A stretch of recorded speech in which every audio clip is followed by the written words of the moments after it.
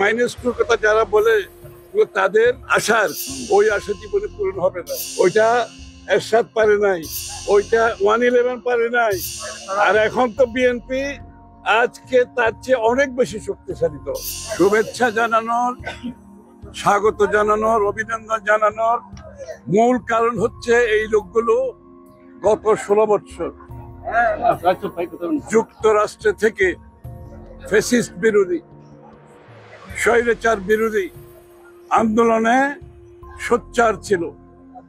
তারা হোয়াইট হাউসের সামনে, তারা ক্যাপিটাল হিলে, তারা ওয়ার্ল্ড ব্যাংকের সামনে স্বৈরাচার শেখ হাসিনার বিরুদ্ধে লড়েছেন, তার সম্মুখীন হয়েছেন, তার সামনে গিয়ে প্রতিবাদ করেছেন, তার সামনে দাঁড়িয়ে স্লোগান দিয়েছেন। এবং এদের বিরুদ্ধে দেশের ওদের আত্মীয় স্বজন সহ এদের সকলের আত্মীয় স্বজনের বিরুদ্ধে মামলা আছে, এদের পরিবারের বিরুদ্ধে মামলা আছে। এদের অনেকে ব্যবসা হারিয়েছে, চাকরি হারিয়েছে, এদের পরিবারের অনেক লোক জীবনও দিয়েছে। এই লোকগুলোকে আমাদেরকে আমাদের অন্তরের অন্তঃস্থল থেকে ধন্যবাদ জানাচ্ছি। আমরা আন্দোলনের কথা বলি, তো আন্দোলন একদিনে হয় নাই। এই আন্দোলন গত 15-16 বছরের কত লোকের যে ত্যাগ শিকার, সেটা অনেকে ভুলে যায়। আমরা খালি রিসেন্ট আন্দোলনের কথা বলি, তো গত 15-16 বছর এই লোকগুলো কিন্তু আন্দোলনের বড় অংশ। এদেরকে বাদ দিয়ে কোনো আন্দোলন হয় নাই। এরা যুক্তরাষ্ট্র সরকারের উপর চাপ সৃষ্টি করেছে, যুক্তরাষ্ট্রের সরকারের আইন প্রণেতাদের উপর, কংগ্রেসম্যান, সিনেটর, এদের উপর চাপ সৃষ্টি করেছে, যুক্তরাষ্ট্রের বিভিন্ন সংস্থাগুলোর উপর চাপ সৃষ্টি করেছে। তার ফলশ্রুতিতে এদের পরিবারকে বাংলাদেশে অনেক ক্ষতির সম্মুখীন হতে হয়েছে, কিন্তু ওরা সেখানে থেমে থাকে নাই। এই লোকগুলো 16 বছর দেশে আসতে পারে নাই, তাদের আত্মীয় স্বজনকে দেখতে পারে নাই, তাদের পরিবারকে দেখতে পারে নাই। আজকে এত বছর পরে এই দেশগুলো, এই লোকগুলো আজকে দেশে ফিরতে সক্ষম হয়েছে। তাদেরকে আমরা অভিনন্দন জানাই, স্বাগত জানাই স্বাধীন বাংলাদেশে। তাদেরকে তাদের অবদানের জন্য আমরা চিরদিন যে শেখ হাসিনার পতনের পিছনে তাদের যে অবদান, সেটাকে আমরা স্বীকার করতে হবে। একটা প্রশ্ন হচ্ছে, বিভাজন চলছে, অনেক ধরনের দূরত্ব তৈরি হচ্ছে, এবং ম্যাডাম যাওয়ার পরে -2 এর কথা বলতে, এগুলো আলোচনার বিষয় না।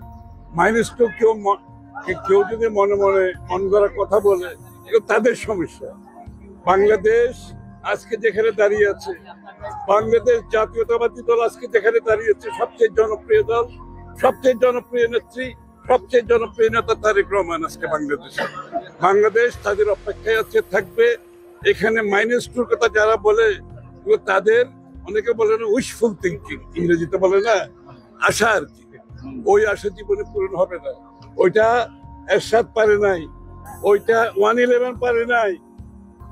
আর এখন তো বিএনপি আজকে তার চেয়ে অনেক বেশি শক্তিশালী দল।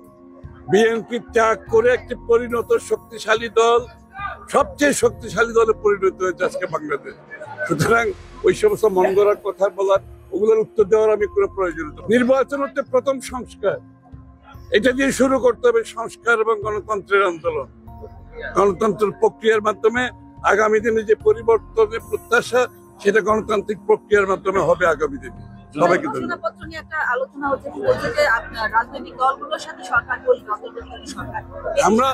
আমরাও করবো সরকারের সাথে, সরকারও আমাদের সাথে আলোচনা করবে। এটা তো আন্দোলন তো আমরা করেছি, তাই না? সুতরাং আমাদেরও তো আমাদের যে আন্দোলনের প্রেক্ষাপট, আমাদের যে আন্দোলনের অবদান, আমাদের যে আন্দোলনের ত্যাগ, এগুলো তো আমাদেরকে তৈরি করতে হবে, তাই না?